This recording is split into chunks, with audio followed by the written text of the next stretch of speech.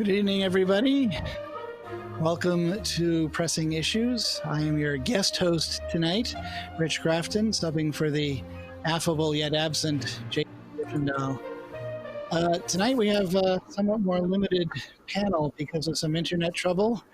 Ron Dana, welcome. Hey, how's it going? Very well indeed. We just have a couple topics that we want to talk with you about tonight. The Disney earnings call occurred August 4th, last week, and a small number of pieces of information regarding the parks was given during that. So just want to go through some of that, and then we'll get into some discussion. So the opening of the parks worldwide, except Anaheim, and the Paris park, and then of course the reclosing of Hong Kong was the opening topic. Quarter earnings per share were down 94% versus last year, from $1.34 per share to 8 cents a share this year. And the park's operating loss was $2 billion, and the adverse impact to the segment parks, experience, and products was $3.5 billion. They said that Walt Disney World itself is driving a net positive contribution at the current attendance level, which is not as large and not the same mix that they had anticipated, likely due to the trending of COVID cases in Florida. And they also mentioned that the capital expenditures would be $700 million lower than last year, based on that decreased income. The rest of the points were mostly around the film production, TV production, ESPN, and direct-to-consumer, which is Disney Plus. They did announce a new international service called Star, which seems to be based on the Fox property. The local and visitor mix is about 50-50. Cancellations were higher than expected. They did not, or were not able to, or did not want to give any indication of hotel occupancy. The chief financial officer, McCarthy, said that that's because there are only a very small number of rooms available, so any percentage calculations weren't really valid. And I thought Bob Chapek had an interesting comment, being an annual pass holder ourselves, about the mix of guests and what that does to the expected income. And he said different guests, depending on where they're coming from, have different relative values in terms of their contribution as a guest to the park. And typically, someone who travels and stays for 5 to 7 days is marginally more valuable to the business than someone who comes in on an annual pass and stays a day or two and consumes less, merchandise, food, and beverage. So the way I would look at it is that the constituency has changed a little bit, and therefore our overall margins have changed. And he said that in response to a question about the expected income and the whole net positive contribution idea, which we'll get into, and hopefully Ron and I can really be able to explain what they really mean by that. And basically he said that, yeah, that's one of the, even though attendance was not as expected, there's a different kind of attendance. Certainly as annual pass holders, we tend to go there more often and probably spend less on merchandise and food and that sort of thing. Certainly the part of the WWNT team that is local, absolutely.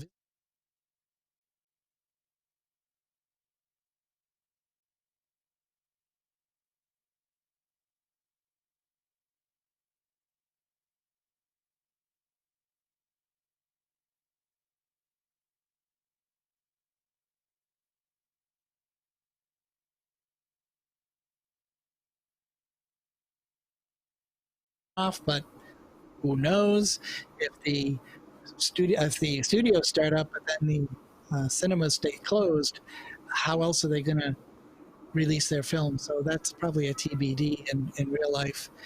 And lots of increased costs, both in the production of media, the delivery of media, and the running of the parks due to the COVID cleanliness and sanitation and sterilization and all that sort of efforts. Another interesting tidbit of news based on the earning call is that the Morning Consult did a survey of families who had an interest in visiting or in traveling in general, and then specifically visiting Walt Disney World. And about 70% of the families said that they had no desire and were not comfortable visiting Disney World this year. And that uh, continues through the winter. And by the time you get to the summer of 2021, a year from now, 47% would consider a Disney trip. So there's probably a long haul for Disney in unknown attendance levels and kind of a day by day analysis of what they're actually going to have for guests, which of course translates to what they're actually going to have for income. And then the other bit of news, which we'll get to later, is, of course, if you keep the parks open for a few hours, theoretically, your operating costs will decrease. And theoretically, the opportunity for contamination from a viral infection would also decrease because you increase the number of hours that people are interacting with each other and providing the duration component of viral exposure from the epidemiological point of view. So the Magic Kingdom was open 9 to 7. It's now open 9 to 6 starting September 8th. These are all starting September 8th. Epcot was 11 to 9. It's now going to be 11 to 7. Hollywood Studios 10 to 8. Going to change to 10 to 7. Animal Kingdom 8 to 6. Going to change 9 to 5. And Disney Springs is not going to change. It's 10 to 10 every day. So we'll probably comment on that later on in relation to some of the earnings information that we have. So, Ron, thoughts? And Kevin, maybe you can jump in too. These numbers are actually a little better than I think I expected. And the stock price over the last few days really reflects that. I mean, it jumped a significant amount just on the overnight after the earnings call at the end of the day. One of the things I think we need to really address up front is the difference between net operating contribution and a profit. And sorry if my speech is a little off. I have an echo in my ears, so I'm trying to hear my own thing, and I'm speaking over myself, and it's confusing. But the net operating contribution means that they are covering all variable costs of having the parks open, but not necessarily covering all the fixed costs. So they're covering in-park payroll, any wear and tear maintenance that's happening, anything to cover performers, anything like that, that's being covered, with some surplus being able to go pay down debt service like interest, insurance, salaries of non-furloughed executives, things like that.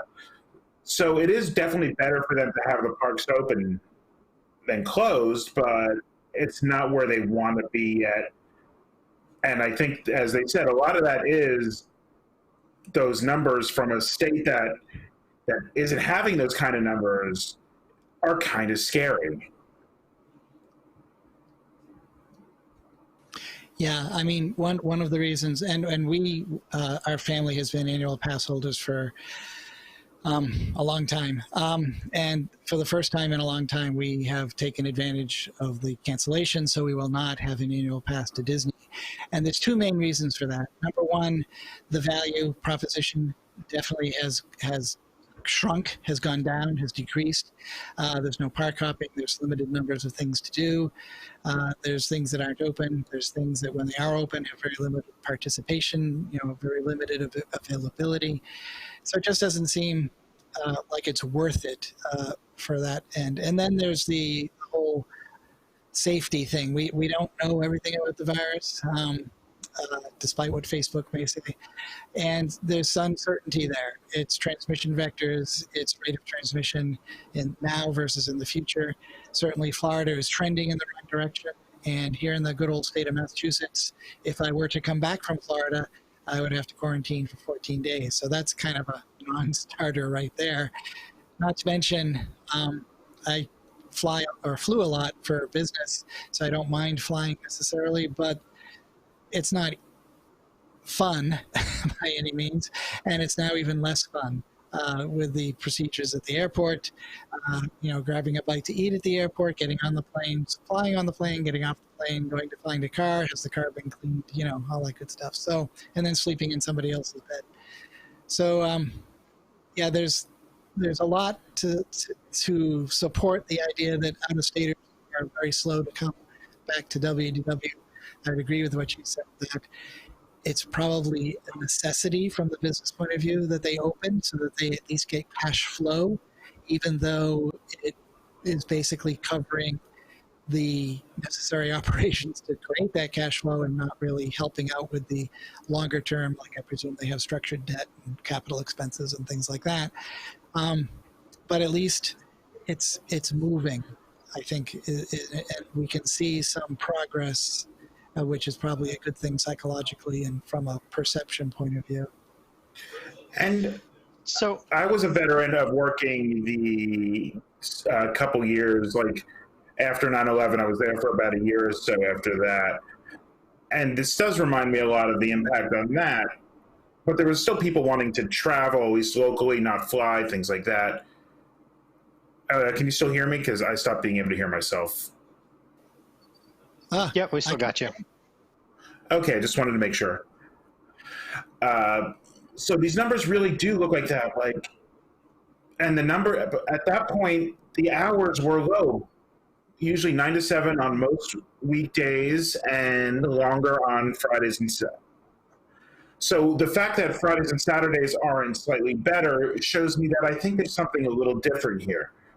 Since they're not having any kind of nighttime spectaculars, people aren't already staying late, and with already limited restaurants, people are leaving the parks early because they're not forcing themselves to wait for those nighttime spectaculars and not making dinner reservations or even quick service at that point.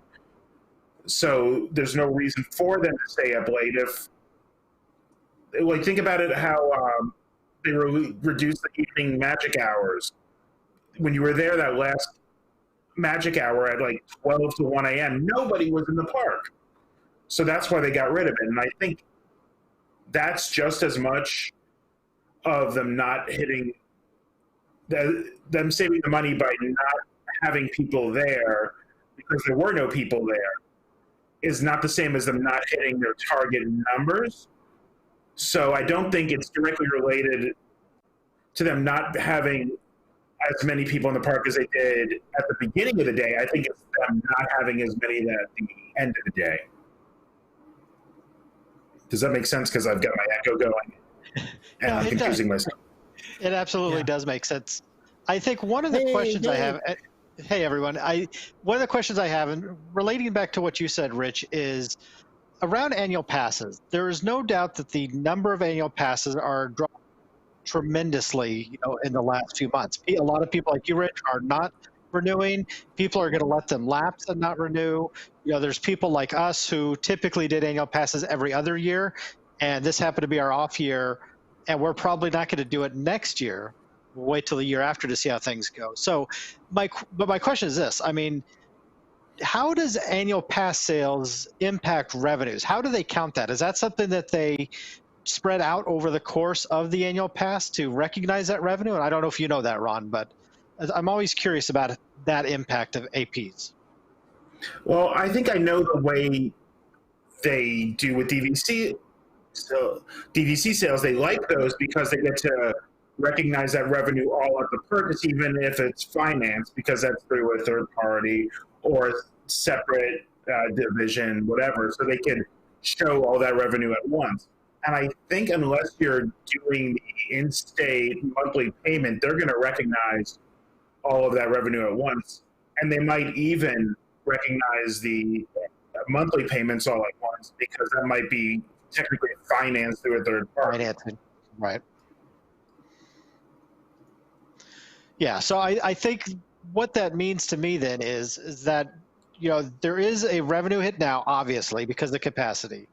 But I still think there's going to be further revenue hits down the line as you don't have APs renewing and you don't have new AP sales.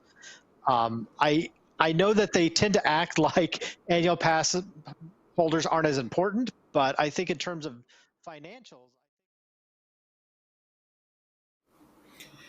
Yeah, I would agree. And I mean, let's say there were 50,000 annual pass holders and 20 a month renewed.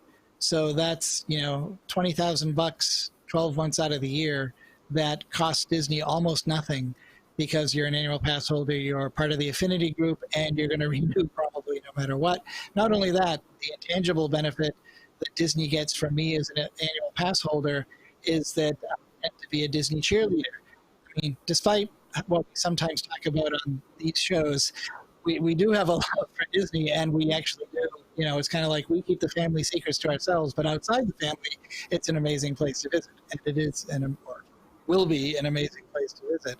So there's tangible and there's intangible losses that I think they're getting. And like you said, the tangible loss today, starting for the next year, 18 months, is that lack of the cash flow from those annual pass holders either coming on board for the first time or renewing for the nth time. And that's going to drag things down probably. Yes, maybe we don't eat as much or as expensively. Maybe we don't buy as much. Given the chatter on some of our internal boards, I'm not sure that's accurate. But there will be some sort of a hit, and I wonder how they would account for that. I don't know how they would account for that. One thing I do think is these numbers are not quite where they want them to be in attendance, because we've seen certain deals coming back already with Florida resident tickets and Florida resident hotel rates, even if they're not great discounts on the hotel rates. Right when they were opening back up, I'm a travel agent, and we were being told, don't expect any discounts before the end of the year. And here they are coming out. So I do think they want to get to a certain capacity point, and I don't think they're quite there yet. I think they're close because those deals aren't amazing. But I think they want to be very careful with putting out further deals. So if they do start allowing new annual passes, because I think you're allowed to renew. I'm not sure on that. That's not something travel agents do usually. I know if it lapsed during the time period, you can't renew. I've seen that on Twitter, but I don't know if that's changed or what's going on. So if we see them opening things like that back up, we'll see how it's affecting their revenue, like how desperately they're feeling about it. But I think right now, controlling capacity to the demand and the actual restricted capacity, which we don't know what it is. I mean, are we assuming it's a 20 to 30%?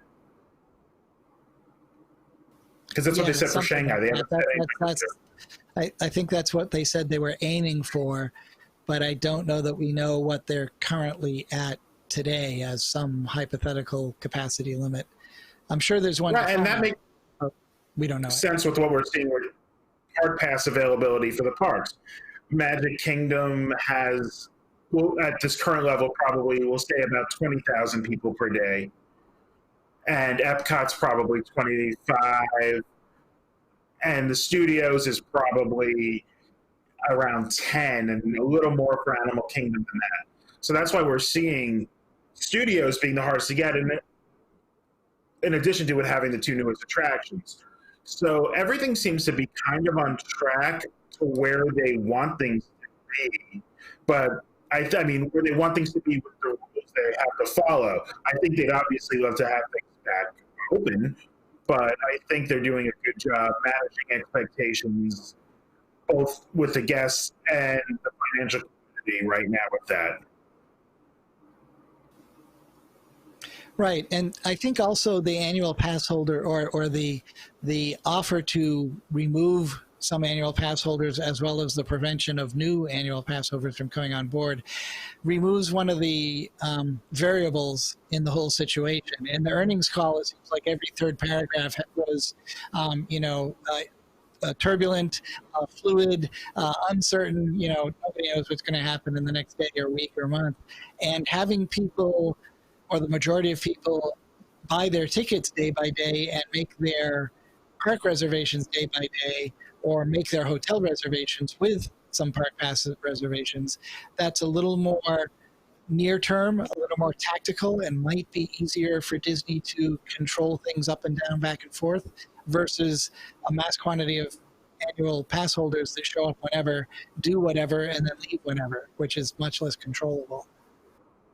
And that feeds into what they were saying about occupancy numbers, which right now I'd say about 50%, if that, of the hotels are open.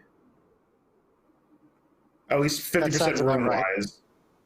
Yeah, because Art and Pop had together have about as many rooms as the three All-Stars. The DVC they have to open because they're in trouble if they don't do that. That's a whole another bucket that I am not qualified to speak about. And then they have the NBA taking up some of it, which we don't even know what the NBA is paying them. It could be all pure promotional. It could be, hey, we'll take away some of your license fees for ESPN. We have no idea what this deal with them is. So we have no idea where the income from the NBA bubble is being placed. I mean, we're assuming it's being parks and resorts, but it could also be put in the ESPN brand for revenue if they're using it for reducing expenses there. Because we just have no idea what that deal looks like. Right, and that's an unknown for a lot of reasons because it's, we don't have privy into their negotiations. There is a possibility because of Bob Iger's excitement about being associated with the NBA that it's in his pocket somehow too. But yeah, you're right. Maybe the NBA is a cushion financially that they're making use of, and that was part of the negotiations they made. Come here, we'll do everything we can, but you got to pay us X million per day, and we'll keep you in a bubble, which from all reports seems to be working, by the way, given the rate of COVID cases in the NBA versus, for example, Major League Baseball, seems to be a reasonably secure bubble. Right, and I'm just trying to go back to what I was saying about half the resorts. You have only, I think, Caribbean Beach open to guests right now in the moderates, because I believe the Coronado is entirely NBA. Correct. I'm not sure on that. And then Port Orleans are both closed, which once again harkens back to the years after 9/11 when they closed Dixie Landings, and then it reopens as Riverside about the same time. So we're seeing a lot of that same thing. But here they could roll out what they need to. When they get more park capacity, they can open the hotels and move people around back to where they want to be, as opposed to dumping. I think everybody in Deluxe is pretty much getting moved to the Contemporary, and so on and so forth. Yeah, and I think, again, going back to the whole concept of things being fluid and ever changing, I wonder if they were reluctant to even broach the subject of hotel occupancy, because, I mean, let's face it, in every report from the county, from the Orange County and Florida tourist commissions, and from Disney themselves and Universal, they all quote hotel occupancy rates as how successful their businesses are, because if you have somebody in your hotel, chances are they will spend money with you and do things with you and stay with you. But because of the uncertainty of how do we calculate if this percentage of hotels are being used by X, this percentage of hotels is DVC, this percentage is open reservation for anybody, they probably don't have a metric yet to calculate that with. So maybe next earnings call they'll have their arms around it. We'll have more hotels open for general occupancy and we'll have some better numbers. But those of us who are used to watching the industry, 98% hotel occupancy means you're doing pretty well. Well, what if they have 50% occupancy now? 50% occupancy of what, I guess? Of what they're open or full availability. Because I don't even think they're opening every room at each of these hotels. Right. So we really have no idea what's going on there. And they're already known to play with their occupancy numbers. If they're not way it booked in advance, they'll close a wing and say it's got a soft refurb or something like that. So they could say, oh, we're at 98%, even though if they had that hotel fully open, they'd be at 80%. So they want to show those 98% numbers. So if they can't even manipulate it into that range, or they don't know how to manipulate it into that range, they don't want to give them out. Yeah, it's a useful metric that feels kind of open-ended when we don't have it. But we'll see. We'll see. And you need those high numbers to justify their premiums over everybody else, because we can charge $700 for the Grand Floridian because it's really hard to get in here, even though we're charging as much as the Four Seasons, which has 80% occupancy rate. So we get the demand because people want to be here, not because we're providing the same level of service. Right. There's a certain level of, to use Disney's own phrase, wish fulfillment, that no matter how restrictive or how many things are or are not open, people will come. Like Bob Chapek or the CFO said, I forget which one, but the mix has changed. And I think that's thrown them a little bit for a loop as far as predictions and planning, really, on perhaps how to increase park capacity, for example, because I'm sure they don't want to get into a position where they have more people paying less. They want to be in a position where they have more people paying more, which, as Bob Chapek said, would mean more day visitors and fewer annual pass holders. And they likely do not have a handle on that mix yet. And so that's affecting their predictions and their planning.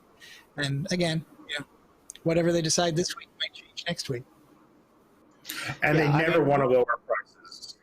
They might give a discount, but they'll never lower rack rate. And we know Chapek made a big deal of the per capita spending and how that went up after the reopening, which, I mean, first of all, a good earnings call, you always latch on to any positive, especially when you're giving negative numbers like you are. So it doesn't surprise me that they're hyping that up. But I do feel like that is a bit of a misnomer right now. I feel like your initial spending as people first got into the parks was going to be higher than you've ever seen before, just because those that could get in and wanted to get in were going to be eager to spend money that they had almost saved up over the last 5 months. So I'm not sure that per capita spending is going to maintain itself going forward, but it is something that they are definitely emphasizing and looking at as they go through this. Well, if you're paying less per Ps, or I'm sorry, if you have less APs, you're going to have higher per capita in just the price per day of someone getting in and people not getting discounts. And also, we joke around, but the Splash Mountain merchandise had to contribute something to that. That's not an insignificant amount. I mean, honestly, they've nailed it on merchandise. For the most part, the stuff that they're putting out on a day-to-day basis. I know this because as I'm working on the News Today show each 3 times a week, there are constant stories about new merchandise. And so they're really working hard to get that stuff out because they know that is one of their primary revenue sources right now. Right. And no matter whether I'm an AP person or a day person, I probably, if I see something I like and want, I would probably buy it. So, from that point of view, the pool of type of ticket holders is the same. I think that there might be a more concentrated number of people purchasing more merchandise now because everybody's kind of in a catch-up mode. And I would imagine Disney has lots of merchandise releases planned for the past 3 months that they are also now trying to empty warehouses or get the manufacturing lines or the container ships from Taiwan moving again so that they can move that merchandise here as well. But I would agree. I know the site has had a lot of stories about new merch and replenished merch or not replenished merch. I don't think we need to go into the fiasco that is Shop Disney, and I think people are happy to be able to buy it for real in person in its store on Disney property. Now, I do have to wonder if they canceled Not So Scary quick enough that they could have canceled their merchandise orders. I mean, Universal obviously put their stuff out because they waited to the last minute to cancel Horror Nights. They already had the store built and stocked. So I wonder if that the not so scary merchandise is sitting around somewhere, or what are they going to do with it? Right. Chances are there's merchandise that they had intended to produce or perhaps already produced, like you say, and now they can't do anything with it. Festival merchandise comes to mind because there was a lot of that. Sometimes it's good, sometimes it's not so great, but it moves because it's a limited time, a limited edition type merchandise, and that's the stuff that tends to move. Seems like a lot of the merchandise that we've reported on that our teams have seen in the stores is more, I don't know what you want to call it, fundamental Disney merchandise. It's park ride merchandise, it's character merchandise. It's not as tied to the events that are going on or that used to go on, because now they are not going on, which of course makes sense too. So what happened to all the event merchandise? Sitting somewhere? Who knows? We can't tell because the outlets are still closed. Yeah, right. The only other thing I would say I could think of from the call about the parks, they talk about the CapEx spending or capital spending being down $700 million for the year, was it? They originally said they were canceling $900 million in projects. So maybe that's another $200 million that was in next year's budget, because we only have a quarter left here. I mean, for those who don't know, Disney's annual reset is October 1st, not January 1st. So that other $200 million might be what we would consider fourth quarter this year. Yeah, maybe time-based breaking up of the number. Since this report was quarter 3, right, in their financial calendar, then yeah, you're right. Maybe that was reflective of thus far, and by the time we get to the end of the year, it'll be the full 900 or more. And again, they definitely left the door open with all the mention of this is fluid, this is ever changing, to make changes to that as well, I would assume. We already know that there are things that have been that are probably still on the drawing board, like Spaceship Earth maybe, and certainly Mary Poppins, that don't look like they're going to happen now. But there were some things that seemed like they were somewhat far along. I mean, they started demo of the whole half of Intervention / Future World's Central Plaza there. Help me out. What was the original name? Communicore? Thank you, Communicore. Boy, age is a tough thing. And so you would think that they would continue on with at least some part of that. And we also have some stories on the site that, that pavilion that was going to be 3 stories with an open park might now be changed as well, based on the lack of income and possibly lack of people who one would assume that would be something they wanted to book out to events and people groups and so forth, and maybe they're not expecting that to happen. So you can see that they are definitely reducing the major capital projects. And my question is, if they are making plans almost day to day, would we see more things come off the list? Would we see a couple things in some form be put back on the list? But we don't know yet. I personally, of course, I hope things get added and not taken away. But the business reality is, if you don't have the cash flow, then you're not going to spend expensive money that you don't have. And like one thing I'm thinking that is a huge capital expense coming up that they might not need, or given that that industry is going to be even worse than the parks, as by some analysts, are the cruise ships. The Wish was set to be starting construction this year, but I think there's still some delays at Meyer Werft, the shipbuilder in Germany. They were closed for a few months, so they're a little behind, and they haven't actually laid the steel yet. We don't know when that happens. Or, I mean, it could have happened in the last few weeks, as far as I know. I haven't really been paying that much attention to the DC stuff, other than what's actually like being released. But they did cut the release dates of the next quarter of cruise ships, right about the time they said the Wish was going to launch. So we see no idea what their plans are for that. But given that that's $1 billion ship, we would have seen them reflect that savings a little bit more here. I think they're definitely going to go ahead with the Wish. I wonder if ship number 3 that was coming out might be the one that was cut, because the Magic and the Wonder are aging so much that they're probably going to need to replace them either way, even if they're not going to be expanding the fleet the way they wanted to. Yeah, you could draw some parallels, I think, between the parks and resorts and the cruise line as far as, what do we do to reduce CapEx today that will have the minimal impact when things turn around next year, the year after. Sorry, Dave, did you want to say that?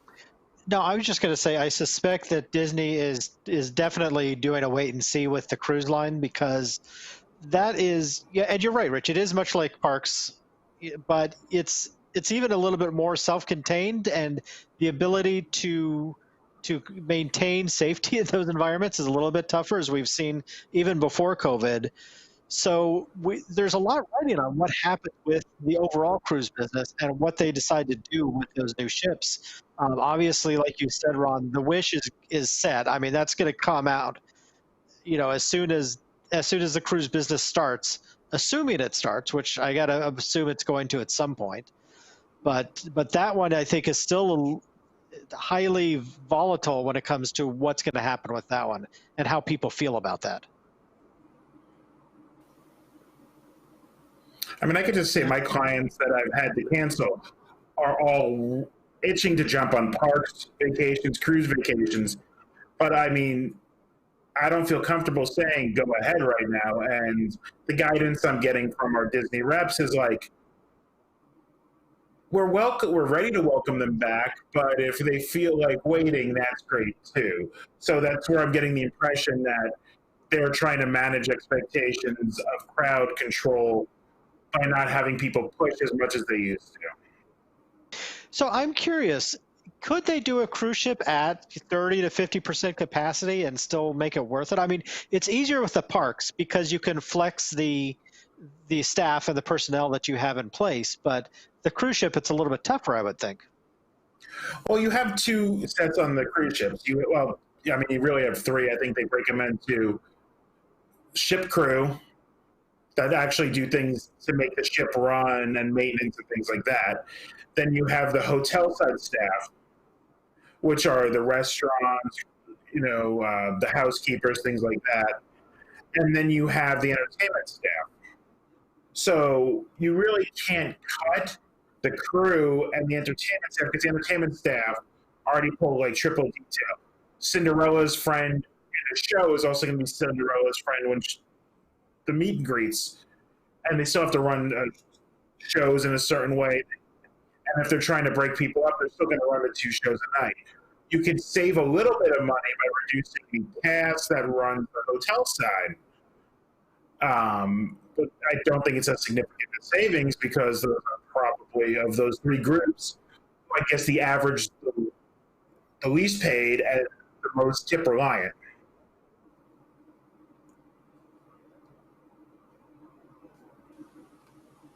Yeah, makes sense. Yeah, another variable I think in the cruises versus the parks is, let's say that we had a 100% effective method of determining whether a person was infected or had COVID, and you had to go negative to get on a cruise line. That method of detection doesn't exist yet, to the best of my knowledge, but let's say that we did. Then you could say that as long as you didn't dock anywhere, the cruise would actually be a very secure place to be from a health security point of view. Whereas the parks, you have a constant influx of people leaving and a new batch of people coming in all day long. You don't have that self-contained, like you said, Dave. I think, you don't have that self-contained feature that a cruise ship is. Now, obviously, the downside we all know on a cruise ship is that because you are self-contained, it only takes one, and the various illnesses on cruise ships in the past has spread like wildfire. But hypothetically, yeah, cruise could be a very secure place and a very safe place. But since we don't have that technology yet, probably not a good place to be at the moment. And Disney's, I imagine, trying to figure out when it will be a good place. The other thing that occurred to me, one of the analysts pointed out that the parks experiences and products were grouped together in a segment for a reason. And they feed off of each other, but they also support each other. If somebody goes to Target, buys C3PO, and then goes to Galaxy, oh wait, no, that won't work. If somebody goes to Target and buys a Kylo Ren figure and then goes to Galaxy's Edge, then they'll actually see Kylo Ren, quote unquote, in person. And then they'll buy more stuff at Galaxy's Edge, and then they'll have to actually drink some blue milk, and then they'll go back to their Disney hotel and spend more money. So there is some relevance and accuracy to the claim that when one segment in this chain goes down, it affects all of the other segments somewhat more than, say, a problem in ESPN affects studio films, for example. So there's the idea that once we see some improvement in one of the pieces of the segment, it might start to help improve the other pieces of the segment, which I think is why nobody really knows what's going to happen.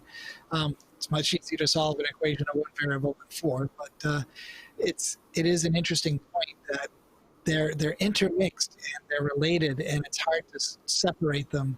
So treating them as a whole might be the better go. And that goes back to the comments in the the quarterly report about the reluctance to quote certain figures because they are so interdependent, maybe.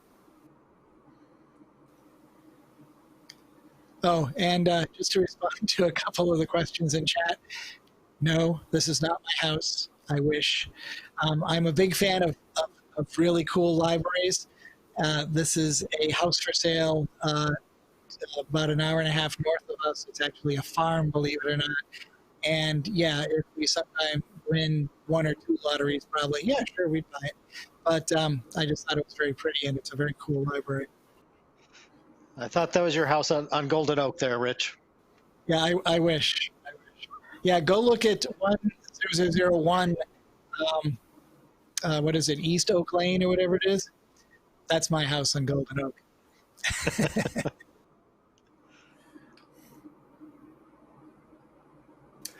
So all right, I apologize yeah, go ahead. if this was mentioned earlier, because I was having internet issues and joined late. But one of the things from the quarterly, the earnings report that I noticed was, yeah, the quarter had bad numbers. I mean, revenue down 40% from previous year.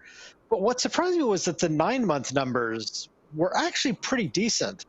Revenue, straight line revenue was almost even. It actually went up slightly, just about 200K, 200 million. I may be wrong on that, but but it went from 5681, which previous year was 5489. So it went up, which is surprising. The operating income did go down by 34%. But when you think about the idea that, assuming that Disney is out of the worst of this, that the parks are reopening, that it can only go up from here, the fact that they had a 9-month, a 3-quarter segment that only went down by 34%, I think they're in pretty good shape. I mean, assuming things can continue to go up and not go the opposite direction. Yeah, they have done an amazing job, from what I can tell, of mitigating costs. And that's one thing, if you read this transcript, you're going to see a lot. They talk about how, yes, we weren't able to sell as much advertising because we don't have live sports on ESPN, but that means we're playing stuff from our library, which we already own, as opposed to paying the royalties, which we get defer until they get back on the air. So they've done really good jobs all the way around. And the Mulan thing seems to be the first move to mitigating any possible future theatrical impact.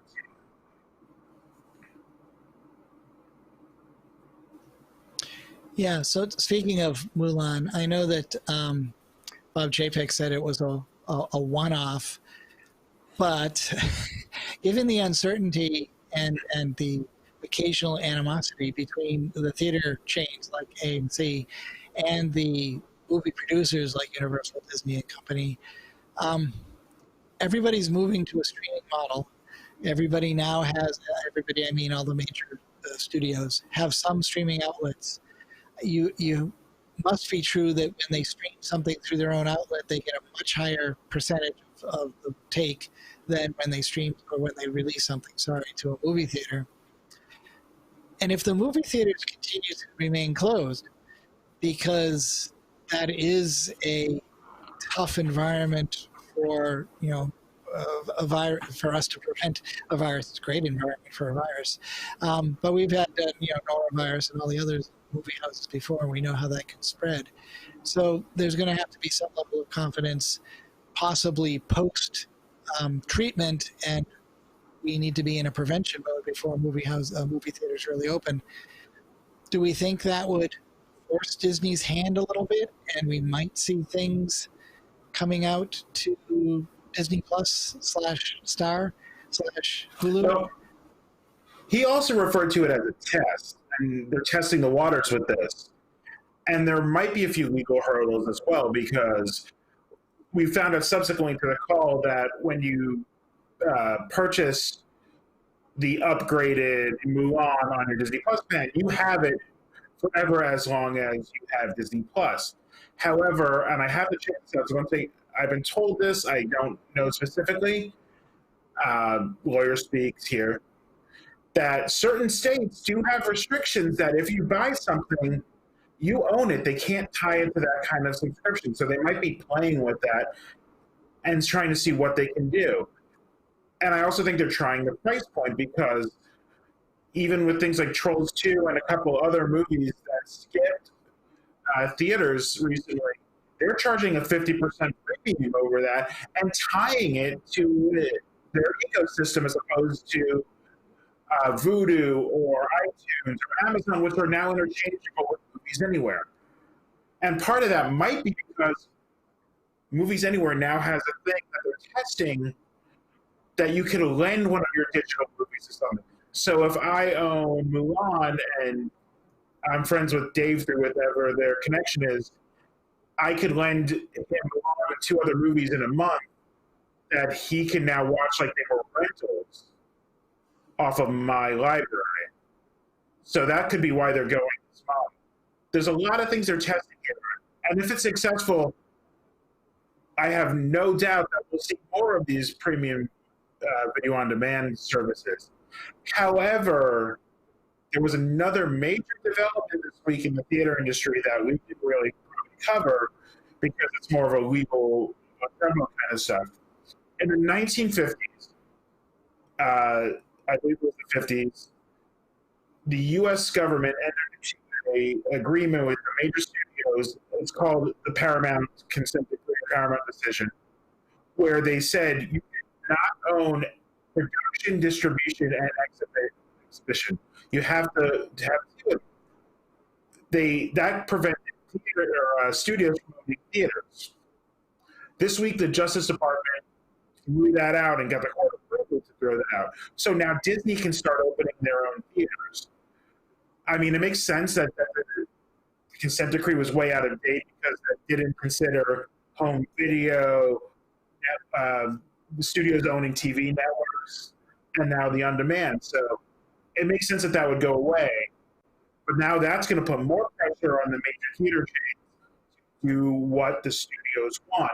So with Universal just saying, hey, we're going to have a 3-week window instead of a 6-week window, now AMC and Cinemark and Regal are in a much weaker position, saying, well, we're not going to show your movies. Universal could say, well, then I'm just going to open small boutique theaters that have 2 screens in a town, and they're the only ones that are going to get Fast and the Furious and Jurassic Park and all that. You're not going to get those. And they can do that now. And I can see Disney doing that as well. Absolutely. I sort of feel bad for the major theater chains just because their negotiating position right now is so poor.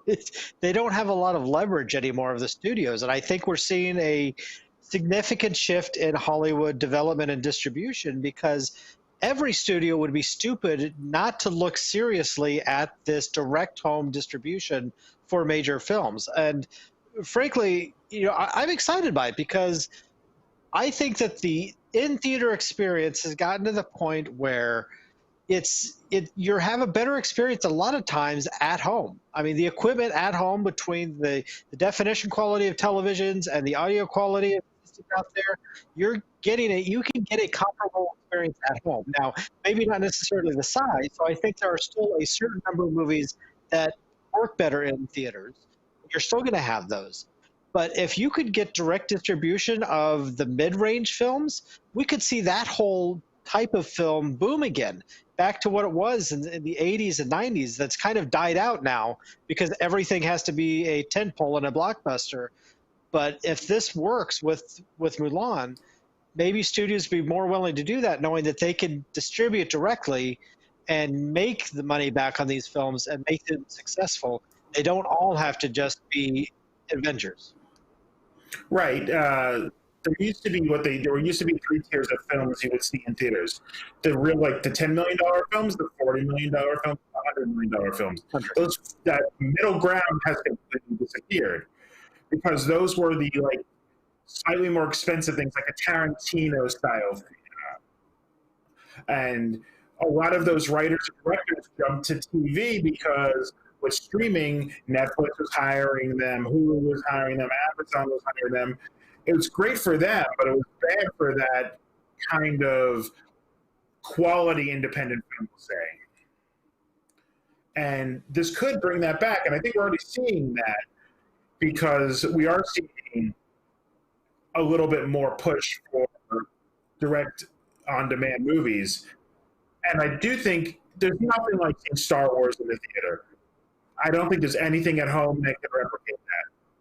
But I do have to say I disagree a little bit with the theater experience versus the home experience, but I almost would always go to either an IMAX or a Dolby screen because to me that's what makes it worth it.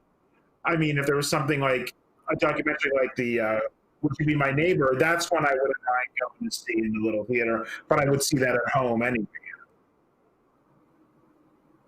No, that's a fair point. I think there are certain theaters where the experience is so much better. You think about your IMAX theaters, your Cinemarks, those type of high-end theaters absolutely will still have a place. But I worry about the small-scale, older-style theaters where you're not getting much more than 120-inch screen or whatever their size is. So those, I think, might start fading. But yes, absolutely, the top-notch theaters will be there, and that will still be worth the experience.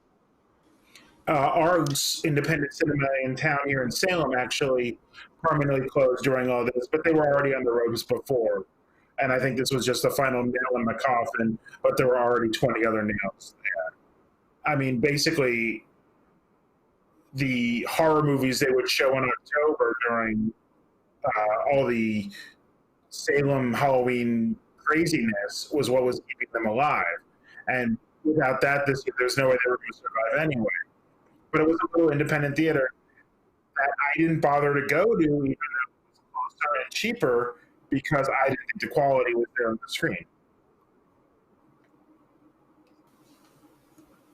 Yeah, and if you go back everything I think seems to go in cycles, right? At one point, we had this huge monolithic system where a studio would own the actors, they would own the unions for the gaffers and cinematographers, they would own the directors, they would own distribution, they would own printing, they would own advertising, they would own the theaters.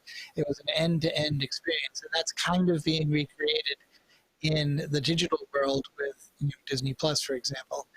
And the reason, depending on who you read, the reason it was broken up is because it became too restrictive, and there were people who wanted to make a film who were actually prevented from making a film because they could never get it into these studio-owned theaters. And that's probably still true.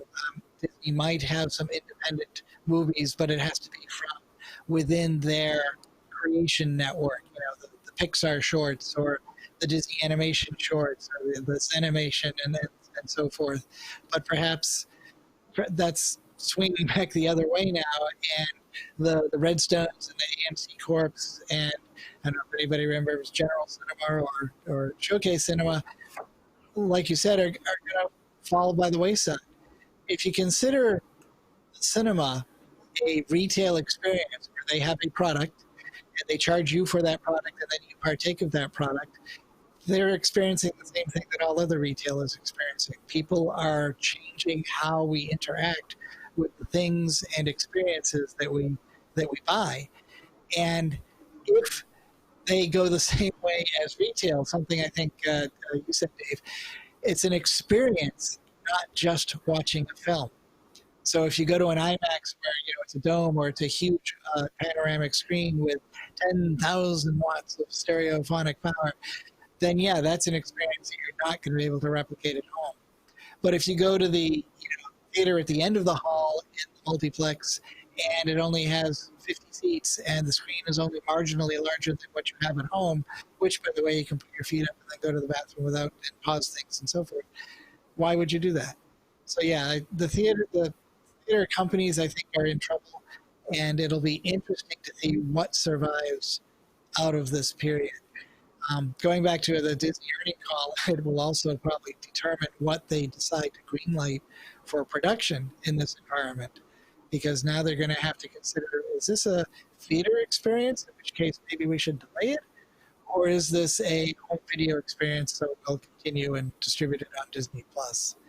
It adds another layer of decision makers to it, I think.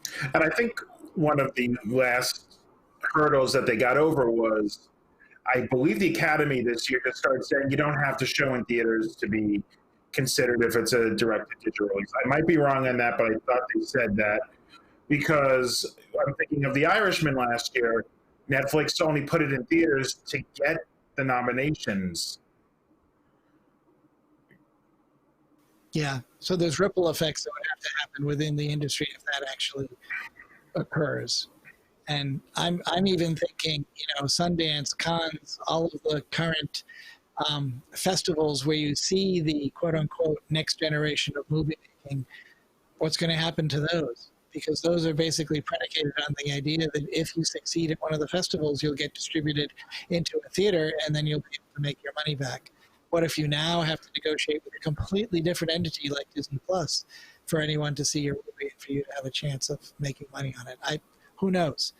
It will be different than today. So much competition for that content that I think in some way those are going to have to continue, because 20 years ago, 15, 20 years ago, we had the 6 studios: Fox, Disney, Warner, Viacom, Sony, and Universal. Now we're down to 5 of those with the Disney Fox, but you're also adding Netflix and Amazon and Apple to that, who are just throwing money at things. Plus, you're also competing with things going on YouTube and independent people making good content, even if it's free, cheap content. So I think there is still going to be that, and it's just to get the talent acquisitions. Just to get the what acquisition? Just to get the talent. Like, they want to sign this person to a 4-picture deal, or do you want a TV show? Like, one thing I just found out, like how the media, like how they're getting new content is, Star Trek Lower Depths premiered on PBS this week. The way the guy got that job, he was writing for Rick and Morty, but he got it because of a Twitter feed he wrote that was a Star Trek parody feed. And that's what, once they found out he was a professional writer, they pulled that and they gave him the show based on that. Right. Again, different paradigm, different process than what we're used to. And, hey, more power to new paradigms and new processes so that we don't get stuck in the mud creatively or technologically. One of the reasons that I think we see the explosion of content on YouTube and Amazon Prime and everything is that the barrier of technology has certainly been lowered a great deal. You don't need to know how to run an Airflex film camera to make a movie today. You can do it on your phone, and Apple would love you to show it for them if it's any good. But I think it still remains that the storytelling part of any good movie is still going to be somewhat elusive, still going to take, like you say, a certain set of talent to put it out there. The good thing, I think, is that if let's go back to the old studio system, if you only have 50 films and they all use the same 50 actors and maybe 2 of them are any good, then you're stuck with that. But now you have 1,000 films, and if the same percentage is any good, now you have 100 good films. So you have to wade through a lot more chunk, perhaps, from a cinematography storytelling point of view. But overall, you end up with more hits. And taking it back to Disney, maybe that's kind of what they're planning with this slow, very deliberate startup of their production, is that maybe they expect to take some turkeys, and just absorb them.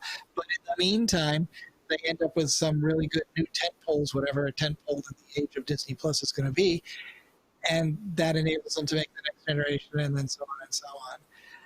I hope that we're at a bottom plateau as far as Disney specifically is concerned. I was encouraged by the whole positive contribution comments, but I think that the quote-unquote Disney experience, parks, experiences, products, cinematography, DCL, is not what anyone would consider to be back to normal by any means, and maybe won't be back to what we had before.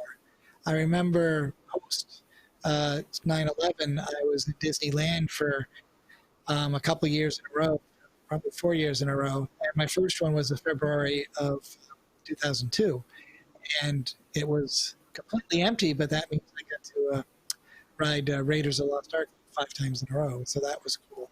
But they kept going. They took some hits, and they made some cutbacks, and then a few years later, things picked up, and they added more people and more rides and more capacity. And it's nothing, to quote a very famous small Muppet, always in motion is the future. No, I mean, who knows what we'll see when we have the show, hopefully next year, what will happen. Yeah, even if there wasn't the health and safety aspects of going, I don't have the desire to go to the parks right now because I think it is the reduced experience. And I just hope as things come out, they don't have to keep the cost savings to keep that experience lower, which happened after 9/11 with Pressler in True. Disneyland, not so much in the world.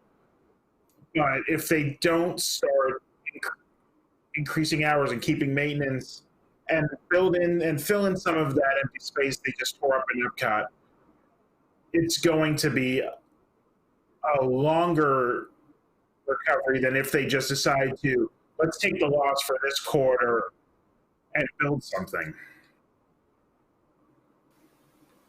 Yeah, agreed. Yeah, I think that's a great question that we're going to see answered over the next couple of quarters, because we know at the very top we don't have that attitude, but I'm hoping that the layer underneath the CEO feels that way and is willing to take the additional investment right now to try to get those things back to the level they should be. Because honestly, what we're seeing in Walt Disney World in terms of maintenance and issues is not anywhere near where they need to be. We're having issues now that we've never had before. And some of it you could say it's because everything sat dormant for a couple months, but I'm still concerned that their maintenance levels are not up to par.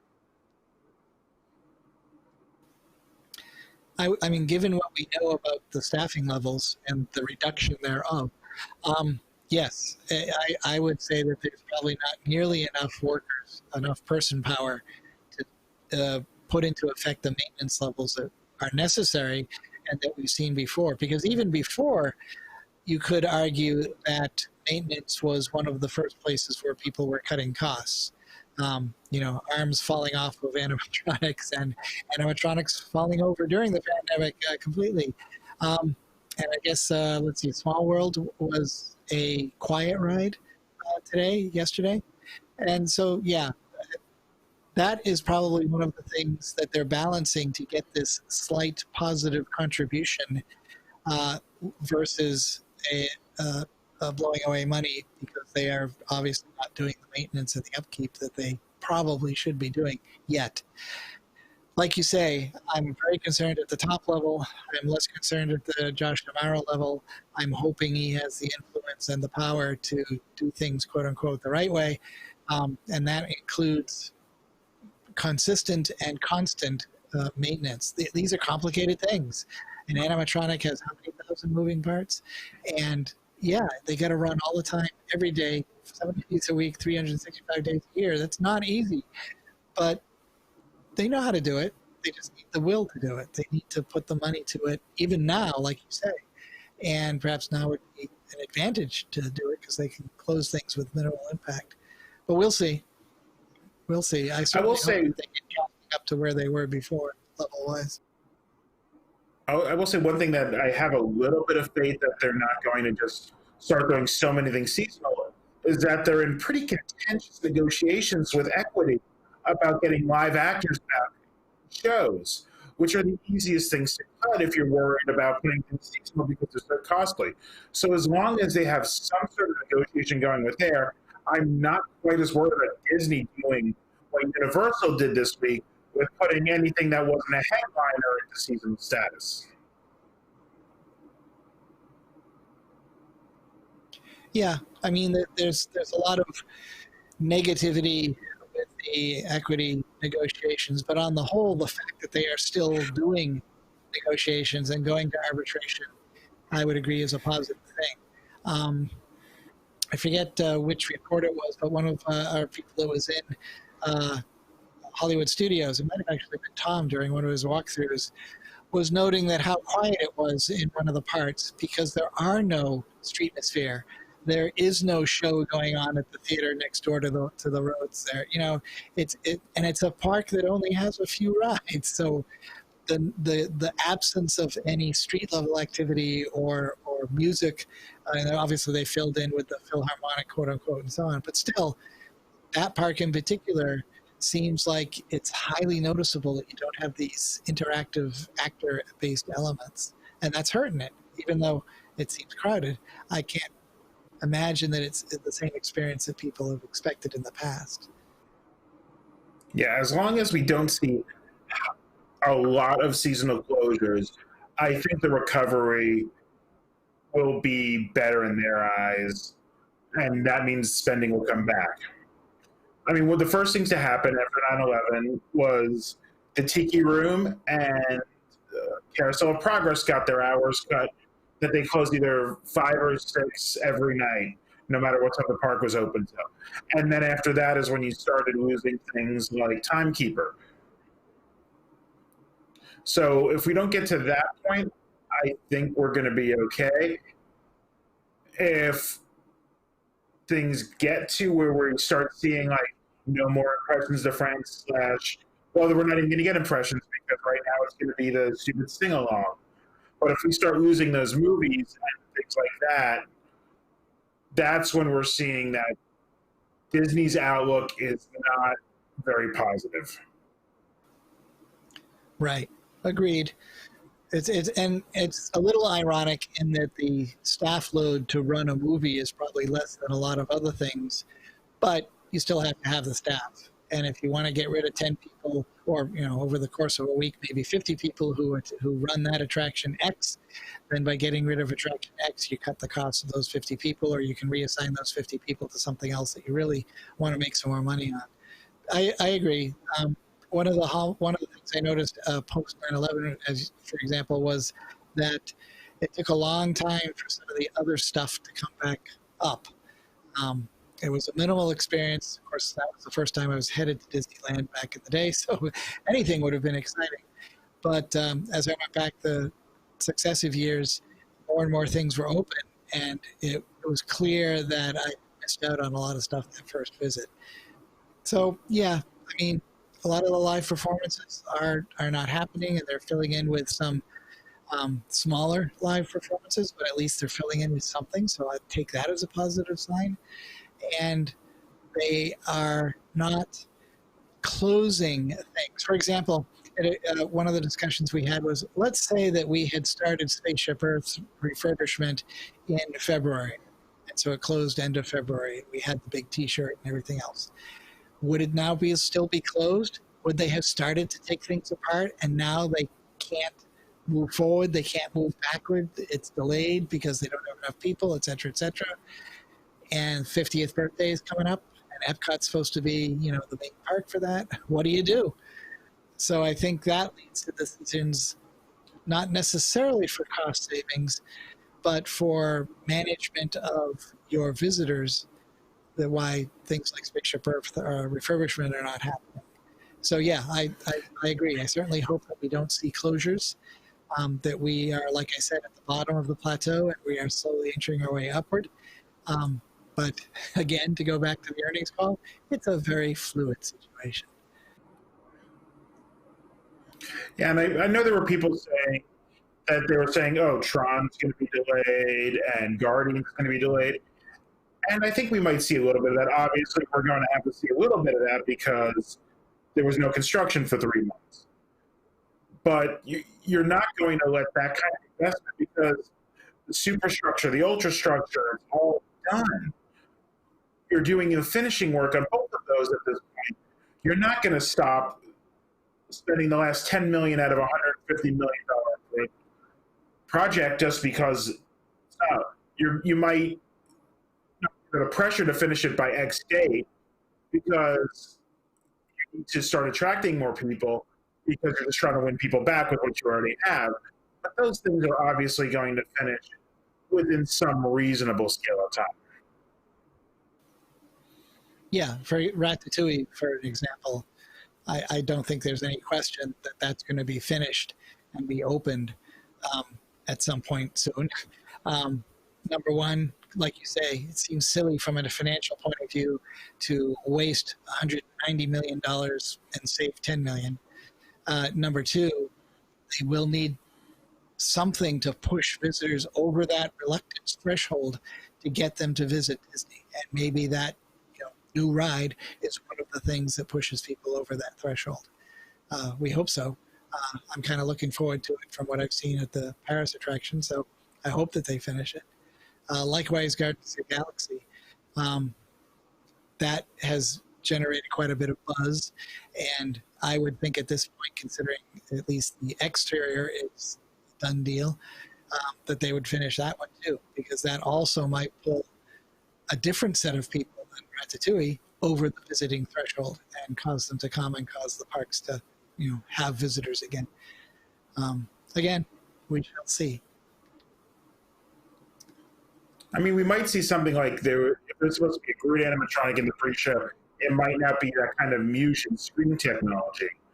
But, I mean, yes, we all think that's going to be a big loss because nothing replaces the physical sets.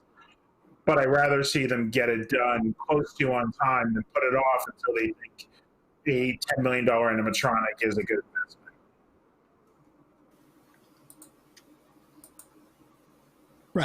Right. And yeah, that's a whole nother discussion on virtual projection, screen-based projection versus or along with actual animatronics that may or may not have internal projection of their own. Time marches on and technology marches on, not always for the good, speaking actually as a technologist even. But we shall see what they bring up. By the time our grandkids visit Disney, it'll all be via VR headset. Who knows? And it won't matter. Dave, any comments? No, I think you guys have hit it.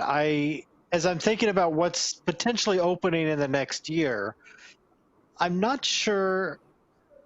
I guess I'm having a hard time figuring out what I'm excited for. I mean, some of the Avengers stuff looks nice, but I think that's more than a year out. Tron, I think, is the one that is most likely to stay somewhat on schedule. Ratatouille, I think, is absolutely going to happen fairly soon. I am concerned about Guardians of the Galaxy just because we're not hearing a lot about it. We're not seeing a lot of progress. Obviously, the progress would be inside. Most of the exterior is done, but that one, with the lack of information about it, I'm worried that might be pushed back a bit. Yeah, true. Good point. as long as I would imagine there's an equivalent reduction in force of the tradesmen and workers that are building these things, just like there is with CMs and maintenance and everything else. So maybe it'll be deferred a while. I can't imagine that one would not open, but possibly delayed. Somebody mentioned Space 20. Yeah, I wonder if it will ever open, especially considering some of the difficulties with the chef that they had prior to the COVID situation. And I wonder if part of the Guardians thing might be the delay in filming of movies, that they had to wait for Gunn to start filming Guardians 3 to get some of this stuff done. Like they filmed some of the tower ride with Guardians 2. So if that's delayed, there might not be a push to have the ride done ahead and then wait for the film to release. Yeah, true, because they still want to bank and make bank on that synergy, because again, the ride might help people want to see the movie, and the movie might help want people to come to the park and ride the ride. So one without the other is less than half as effective as they both are together. Yeah, I can certainly see that happening, particularly with things that are current in vogue. One might also add the Adventures Land or the Adventures area in DCA to that too. If we still move ahead with the attractions and in DCA, and we get a new Avengers movie, those are going to help each other. But by themselves, they're probably not as effective as far as making money, getting mind share, getting buzz, and all that sort of thing.